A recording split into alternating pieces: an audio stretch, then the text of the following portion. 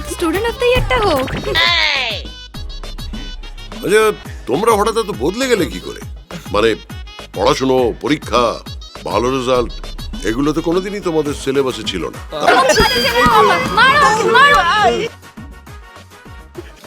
Enough, প্রচুর planning হয়েছে, এবার অ্যাকশন, আর থাকা যাচ্ছে না। হিসাব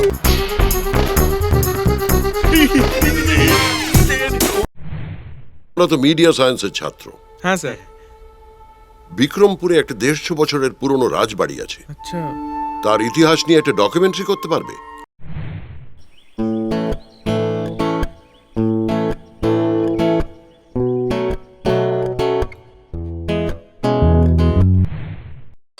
রাজবাড়ির ডকুমেন্টারি।